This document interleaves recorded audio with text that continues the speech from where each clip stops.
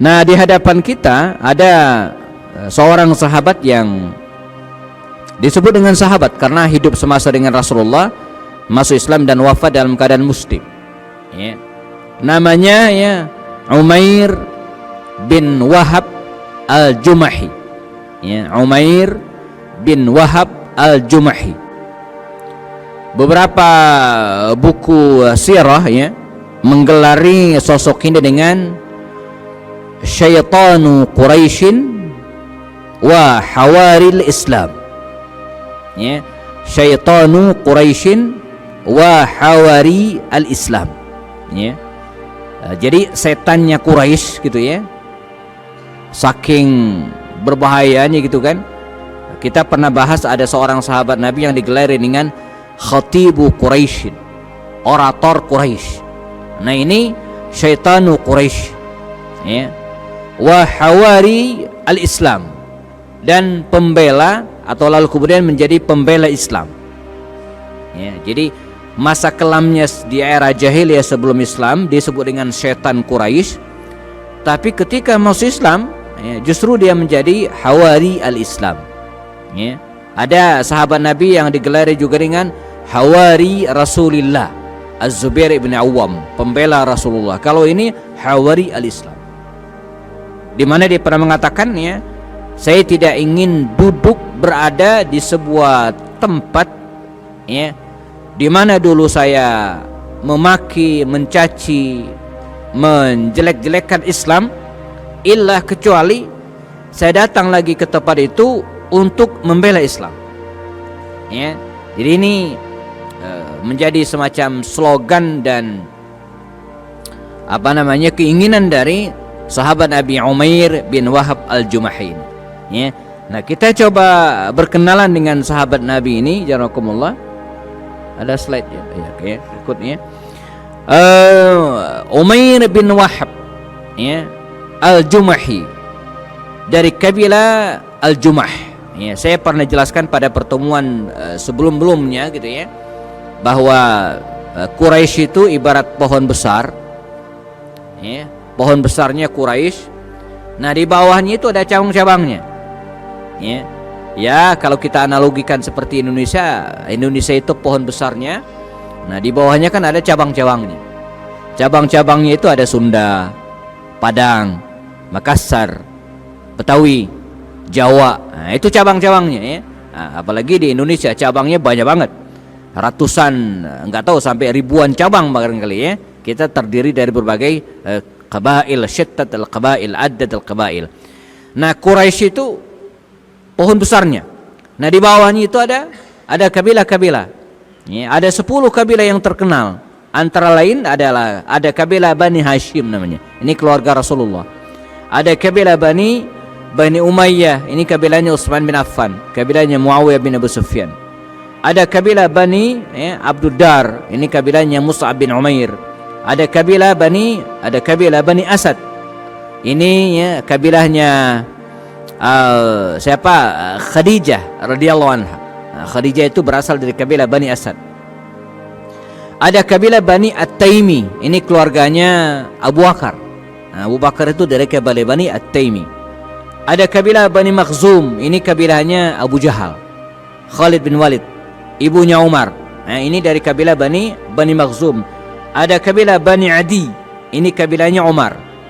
Dan ada kabilah Bani Jumah. Ya. Nah, kabilah Bani Jumah inilah Umair bin Wahab ini berasal. Ya. Nanti kita akan ketemu seorang sahabat Nabi juga namanya Sa'id bin Amir al-Jumahi, seorang wali kota yang sangat bersahaja. Suatu saat kita bahas Sa'id bin Amir al-Jumahi dari kabilah Bani Jumah.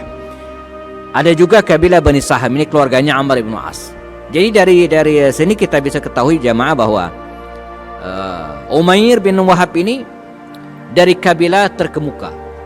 Ya, jadi bukan kabilah tidak terkenal, bukan. Dari Quraisy yang terkemuka, yang tersohor, yang besar gitu ya. Dia melewati masa jahiliyah, artinya sebelum Islam, di mana jadi kalimat jahiliyah ini lebih tepat dimaknai qabla an yadkhulal Islam. Jadi sebelum seseorang itu mendapatkan cahaya nur, ya, cahaya Islam, maka dia berada dalam kondisi kegelapan, era jahiliyah.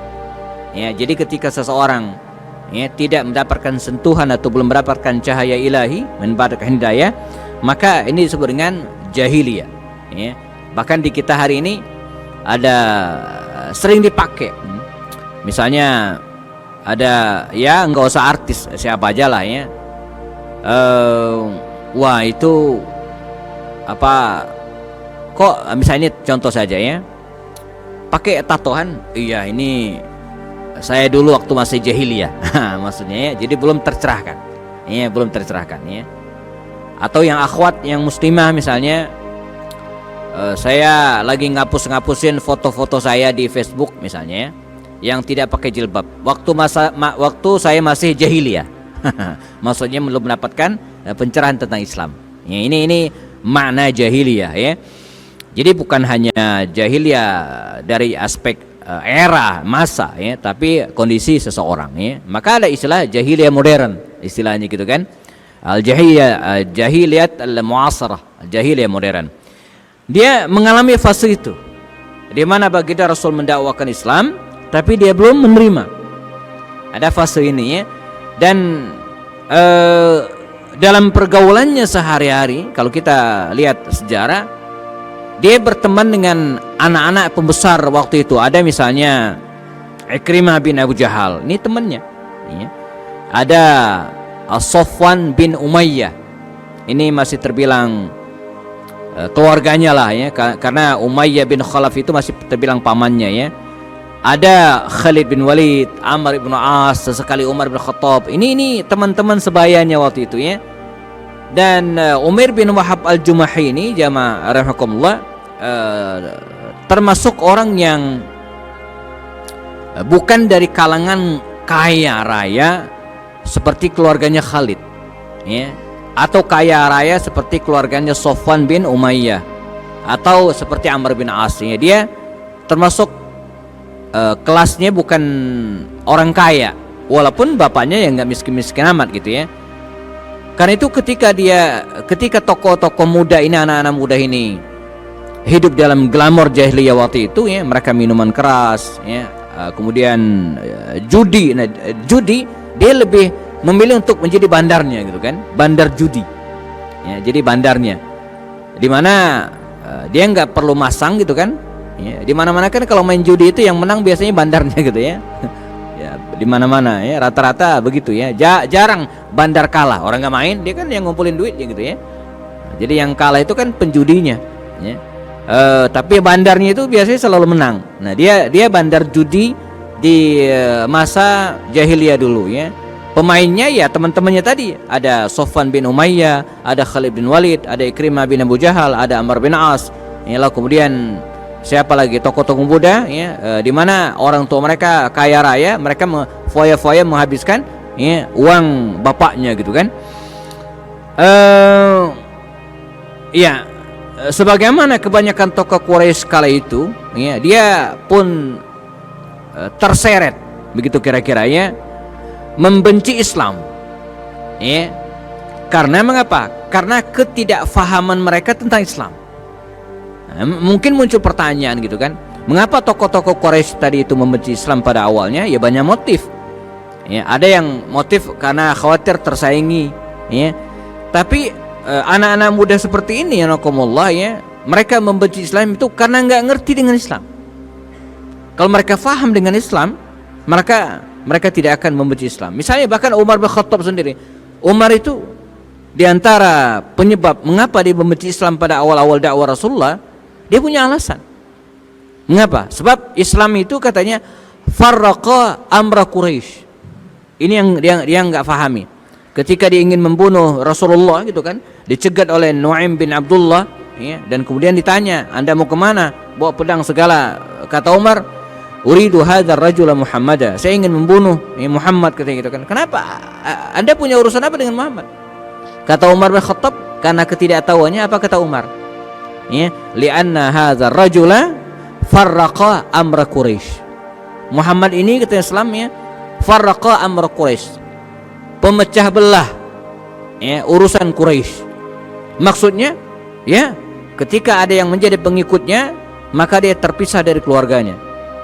Ya, ketika dia bersama Muhammad itu artinya dia keluar dari keluarganya. Mus'ab bin Umair masuk Islam, diusir oleh ibunya. Sa'ad bin Abi Waqqas masuk Islam, diusir oleh keluarganya. Abdullah dan Abu Jandal masuk Islam, ya diusir oleh bapaknya dan seterusnya. Jadi dia menganggap Islam ini yang menjadi penyebab pemecah belah urusan Quraisy karena ketidaktahuannya. Tapi ketika dijelaskan dan pada akhirnya ketika dia masuk Islam, dia faham bahwa bukan demikian, bahwa bahkan Nabi itu menjadi pemersatu gitu ya. Makanya mereka yang masuk Islam pada awal itu bukan karena sentimen kabilah. Maka lihatlah Abu Bakar itu beda kabilah dengan Rasulullah ya. Rasulullah kabilah Bani Hashim, sementara Abu Bakar dari kabilah Bani Taimi ya. Utsman itu dari kabilah Bani Umayyah. Nanti kita ketemu Umar dari kabilah Bani Adi. Jadi dia faham. Nah, orang-orang seperti ini, Umar bin Wahab al-Jumahi ini karena ketidaktahuannya dengan Islam ya, maka dia sangat keras permusuhannya. Atau ada juga orang yang memusuhi Islam itu karena ikut-ikutan ya, seperti Amr bin As itu ketika ditanya setelah dia masuk Islam, mengapa anda telat masuk Islam padahal anda orang yang cerdas, mestinya bisa mengetahui Islam, kebenaran Islam dari awal. Katanya iya, saya telat masuk Islam gara-gara orang ini, dia menunjuk makam bapaknya. Jadi karena orang tua mereka yang memusuhi Islam, mereka juga ikut-ikutan memusuhi Islam. Baik. Dan begitu keras ya, Umar bin Wahab al-Jumahi ini memusuh Islam gitu ya, dan memang demikian faktanya ya, sehingga dia dijuluki dengan Syaitanu Quraisy ya. Jadi setannya Quraisy, tukang ganggu ya kaum muslimin, sehingga disebut dengan syaitan Quraisy. Dan ini terus berlangsung anakumullah sampai kemudian baginda Rasul dan para sahabat diizinkan oleh Allah hijrah ke Madinah Al-Munawwarah, dan beberapa peristiwa terjadi, beberapa peristiwa besar, dan diantara peristiwa besar itu adalah perang Badar ya, antara kaum muslimin dan melawan kafir Quraisy ya. Umar bin Wahab al-Jumahi ya, waktu itu ikut serta dan tugasnya menjadi mata-mata kafir Quraisy. Dengan kecanggihannya dia berhasil menyusup, mendekat ke arah kaum muslimin dan mendapatkan data tentang kaum muslimin. Dalam teori peperangan, mengetahui kondisi musuh itu separuh kemenangan. Nah, itu rumus perang ya. Jadi kalau kita tahu kondisi lawan, berarti kita sudah ngantongin 50% kemenangan. Sama kayak ujian ya. Saya ingat pesan ustadz kami dulu ya, fahmus su'al nisful ijabah. Ngerti soal itu udah dapat separuh jawaban ya. Apalagi ujian ya, bahasa asing, bahasa Inggris, bahasa Arab, kalau ngerti aja enggak gimana mau jawab. Tapi kalau pertanyaannya udah ngerti, insya Allah 50% udah di tangan ya, tinggal dikit lagi ya. Dalam teori perang begitu juga ya. Ketika kita mengetahui jumlah musuh berapa, siapa aja yang ikut, perlengkapan mereka seperti apa ya, maka 50% kemenangan udah di tangan. Nah, dia berhasil masuk ya mah, dan mendekati kaum muslimin dan melaporkan kepada orang-orang Quraisy. Kata dia tenang. Ini dia melaporkan dari dua sisi. Pertama dari sisi fakta. Kata dia apa? Jumlah mereka jauh lebih sedikit dari kita. Ya. 300 yazidun aw yanqusun. Kira-kira 300 orang. Bisa lebih, bisa kurang. Ya, dan itulah jumlah kaum muslimin 313 orang. Tapi walaupun jumlah mereka dikit kata gitu kan, saya melihat di antara kita ini kematian. Ya, saya melihat ya al-mauta. Jadi walaupun jumlah mereka sedikit dan jumlah kita banyak, tapi saya melihat ya kematian di antara kita. Dan saya yakin setiap kita membunuh salah seorang dari mereka, maka akan terbunuh beberapa orang dari kita. Ini prediksinya yang dimentahkan oleh Abu Jahal sebagai panglima perang kafir Quraisy pada waktu itu. Dan berkecamuklah perang Badar Ramadan tahun kedua Hijriah, seperti dugaan dan prediksinya, atas izin Allah Subhanahu wa taala kaum muslimin menang gemilang. 70 di antara kafir Quraisy tewas, 70 di antara mereka tertawan, dan sekian banyak harta rampasan berhasil diambil oleh kaum muslimin. Kafir Quraisy kalah telak. Sisa-sisa pasukan yang selamat pulang dengan sangat kecewa dan sembari menyimpan dendam kesumat yang membara. Dan di antara orang-orang yang dendam itu adalah Safwan bin Umayyah. Bapaknya Umayyah bin Khalaf terbunuh dengan sangat mengenaskan di medan Badar. Bukan hanya dia, keluarga dari Utbah bin Rabi'ah, ada namanya Hindun binti Utbah, dan beberapa tokoh yang lain menyimpan dendam yang luar biasa. Yang ini kemudian menyusulkan terjadinya perang Uhud, tahun ke-3 Hijriah, tahun setelah perang Badar. Nah, adapun Umair bin Wahab al-Jumahi ini, jamaah rahimakumullah, bersama dengan yang lainnya menyimpan dendam kesumat yang luar biasa, sampai suatu saat dia bertemu dengan Safwan bin Umayyah, anak dari Umayyah bin Khalaf yang terbunuh di Badar. Masih dengan dendam kesumat dan amarah yang luar biasa, mereka duduk santai di sebuah batu besar tak jauh dari Ka'bah di Mekkah, dan mengenang, kita bayangin gitu baru pulang dari medan perang di antara mereka ini, di mana pada perang tersebut mereka kehilangan orang tua mereka yang tidak terbayangkan sebelumnya. Kata Umair bin Wahab al-Jumahi, di mana juga kehilangan anaknya. Jadi Umair bin Wahab ini anaknya tertawan oleh kaum muslimin, dan banyak keluarganya juga yang terbunuh, termasuk pamannya tadi itu. Kata dia, kalau enggak mikirin utang dan tidak memikirin nasib keluarga saya yang ditinggalkan, pengen rasanya saya pergi ke Madinah membunuh Muhammad, walaupun risikonya saya juga ditangkap dan mungkin dibunuh juga. Kata Umair bin Wahab al-Jumahi, jadi kalau tidak mikirin utang-utang saya, dan tidak mikirin keluarga saya yang ditinggalkan, kata Umair bin Wahab, pengen rasanya saya pergi ke Madinah membunuh Muhammad, walaupun risikonya juga harus dibunuh. Kata Safwan bin Umayyah, kalau memang demikian dan engkau mau, katanya, seluruh utang-utangmu dan keluargamu menjadi tanggungan saya yang akan menjaminnya kalau suatu saat Anda terbunuh, kalau berani datang ke Madinah dan membunuh Muhammad. Kata Umair bin Wahab al-Jumahi, deal. Kalau Anda mau menanggung utang-utang saya dan keluarga saya yang saya tinggalkan kalau saya meninggal dunia, saya siap. Maka sepakatlah dua orang ini di atas sebuah batu di keheningan malam gelap gulita, yakin tidak ada yang lihat dan tidak ada yang dengar kesepakatan rahasia ini. Dan keesokan harinya berangkatlah Umair bin Wahab al-Jumahi ini ke Madinah al-Munawwarah untuk membunuh Rasulullah Sallallahu Alaihi Wasallam. Dan dia punya strategi. Dia akan datang baik-baik ke Madinah dengan alasan untuk menebus putranya yang ditawan oleh kaum muslimin, dalam perang Badar sebelumnya, dan dia berhasil masuk ke Madinah tanpa curiga sedikit pun dari kalangan para sahabat, gitu kan. Dipertemukan dia dengan Rasulullah Sallallahu Alaihi Wasallam, Nabi menemui, dan dikisahkan dengan sangat dramatis gitu, Umar dan yang lainnya memberitahu Rasulullah bahwa Umair bin Wahab al-Jumahi ingin ketemu Rasulullah. Dia ingin nego membebaskan putranya yang ditawan oleh kaum muslimin. Dilucuti senjatanya, pedangnya gitu kan, siapkan. Dia datang menghadap Rasulullah dan di pintu dia menyapa Rasulullah. Ya Umair, kata Rasulullah, apa yang ma hajatuk, apa kepentinganmu? Kata dia, ya Muhammad, katanya, saya sengaja datang untuk membebaskan anak saya yang kau tawan, dan saya sudah nyiapkan uangnya. Kata Nabi tersenyum, la, tidak.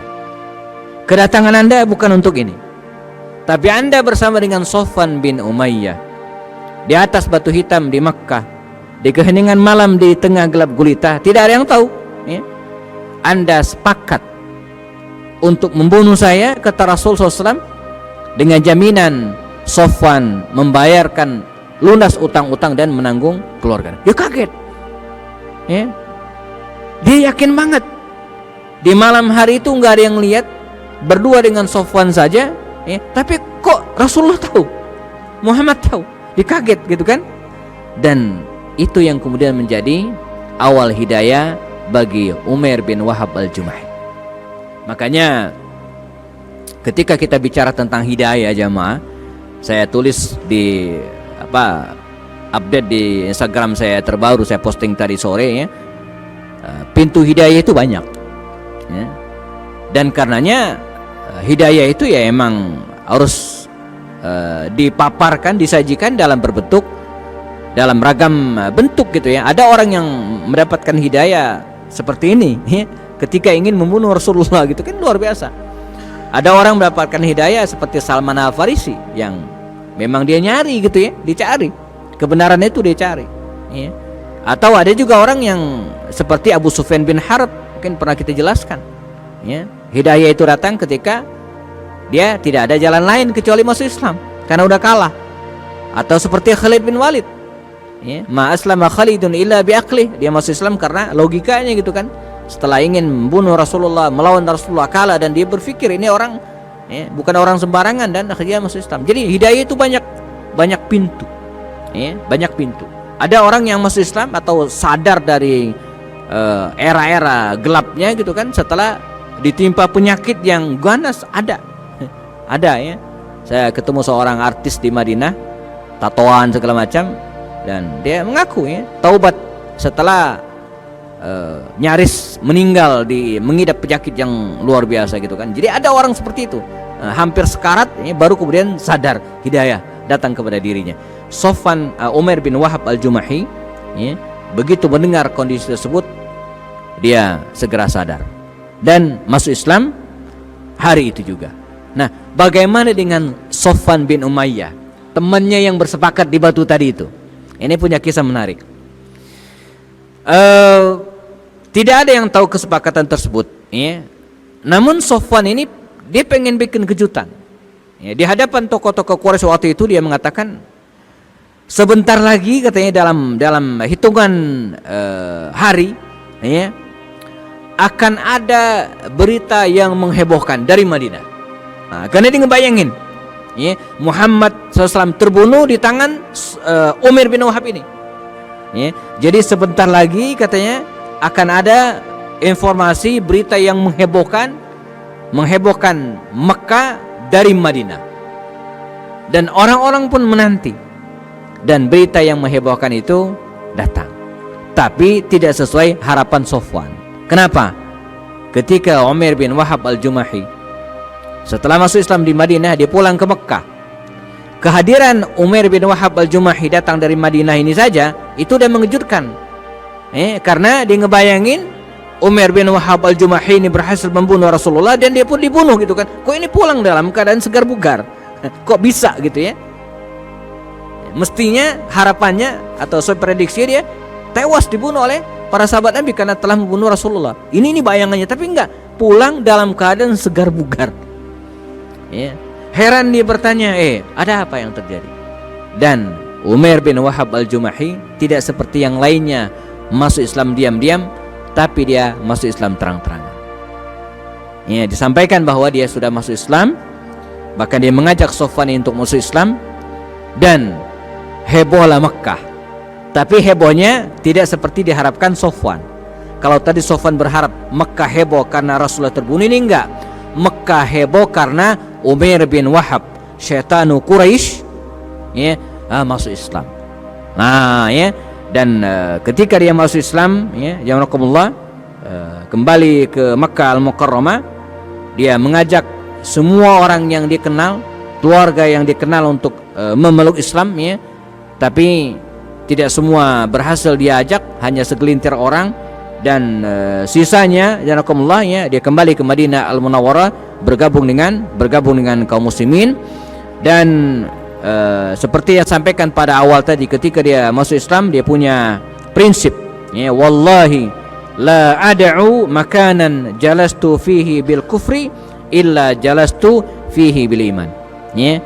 Wallahi demi Allah, la ad'u makanan, saya tidak akan meninggalkan, membiarkan makanan sebuah tempat, jalastu fihi bil kufr, dulu saya duduk di situ dengan kekufuran saya, kata dia itu ya, duduk di situ dengan kekufuran saya, illa jalastu fihi bil iman, kecuali saya datang ke tempat tersebut dengan keimanan juga.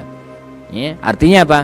Ketika dia datang ke suatu tempat memaki Islam, menjelek-jelekkan Rasulullah, maka dia datang ke tempat tersebut ya untuk membela Islam. Karena itu namanya pun digandengkan dengan yulaqibunahu, ya, orang-orang memberikan lakop kepadanya syaitanu Quraisy wa ya hawari al-Islam, setan Quraisy yang berbalik membela Islam ya. Waktu terus bergulir jamaah rahimakumullah, dan tibalah atau beberapa peristiwa besar mengalir ya, perang Uhud, Khandaq, Hudaybiyah, Khaybar, Mu'tah, terus sampai pada tahun ke-8 Hijriah, saat kaum muslimin bersama dengan Rasulullah, 10.000 kaum muslimin dengan Rasulullah datang kembali ke Mekah dan berhasil membebaskan kota Mekah ini dalam peristiwa Fathu Makkah Ramadan 8 Hijriah. Di antara mereka yang ketakutan dengan kehadiran Rasulullah karena merasa dosa dan kesalahan mereka sangat besar adalah Safwan bin Umayyah, temannya Umar tadi itu ya, Umar bin Wahab. Dia kabur melarikan diri dari Mekah karena dia tahu kalau ketangkep Rasulullah mesti dibunuh, karena kesalahannya tidak mungkin terampunkan. Dia kabur dan kemudian melarikan diri, harapannya ya pengen ke Yaman, nyebrang ke Afrika dan seterusnya gitu kan. Tiba di Jeddah, dia disusul oleh Umar bin Wahab al-Jumahi. Disusul dan kemudian dijelaskan bagaimana kehadiran Rasulullah bukan untuk membunuh tapi untuk membebaskan Makkah, dan dia berjanji akan membela gitu ya Safwan ini menjadi jaminan keselamatan dirinya, dan dibawalah menghadap baginda Rasul sallallahu alaihi wasallam. Maka pulanglah Safwan yang kabur ini tadi ya, digandeng oleh Umar bin Wahab al-Jumahi ya, temannya ini menghadap baginda Rasul SAW. Walaupun Safwan ini tidak masuk Islam, tidak langsung masuk Islam, dia minta waktu. Ini lucu ya. Jadi kata dia, ya Muhammad, katanya, izinkan saya berfikir ya, beri saya waktu 2 bulan untuk berfikir tentang Islam. Dengan bijaknya ya, Rasulullah SAW mengatakan lakal arba'ah. Dia minta berfikir 2 bulan, dikasih jatah waktu oleh Rasul 4 bulan ya. Maka Safwan bin Umayyah ini walaupun tidak masuk Islam, dia bersama dengan kaum muslimin. Bahkan dalam perang Hunain itu dia ikut walaupun dia belum Islam, dan meminjamkan sekian banyak baju besinya kepada Rasulullah SAW walaupun dia belum masuk Islam ya. Nah, sepulang dari Hunain, sekian berapa, nggak nyampe 4 bulan sebenarnya ya, dia menghadap baginda Rasul SAW dan akhirnya dia pun memeluk Islam. Dan ini tidak bisa dilepaskan dari peran seorang sahabatnya, yaitu Umair bin Wahab al-Jumahi. Nah, Umair bin Wahab al-Jumahi ini diberikan usia yang panjang oleh Allah Subhanahu wa taala, jazakumullah, ketika Rasulullah SAW meninggal dunia tahun ke-11 Hijriah. Dia masih hidup dan jihadnya, perannya tidak berhenti dengan wafatnya Rasulullah ya. Dia tetap memberikan kontribusi yang luar biasa kepada kaum muslimin ya. Dia ikut dalam memerangi orang-orang murtad ya, di masa Sayyidina Abu Bakar Siddiq. Kita tahu kisahnya, ketika Nabi meninggal dunia ada sekelompok kabilah yang murtad gitu ya, keluar dari Islam. Ada Musailam al-Kadzab, ada Tulaiha bin Khuwailid, ada Aswad al-Ansi, ada Malik bin Nuwairah, ada sekian tokoh ya, mereka murtad. Dengan ketegasannya ya, Abu Bakar Siddiq membentuk pasukan dan menyelamatkan mereka ini ya, dari kemurtatan. Walaupun ada juga yang enggan diperangi sampai kemudian terbunuh seperti Musailam al-Kadzab, nabi palsu ini ya. Dan Umair bin Wahab al-Jumahi ikut serta dalam serial peperangan menaklukkan orang-orang murtad tersebut. Sampai kemudian Abu Bakar As-Siddiq meninggal dunia, jazakumullah, Umair bin Wahab al-Jumahi dikabarkan, ya, saya sempat mencari beberapa referensi tentang kapan tahunnya wafatnya Umair bin Wahab al-Jumahi ini, ya. Tapi beberapa riwayat sepakat ia wafat pada masa pemerintahan Sayyidina Umar bin Khattab radhiyallahu anhu, ya.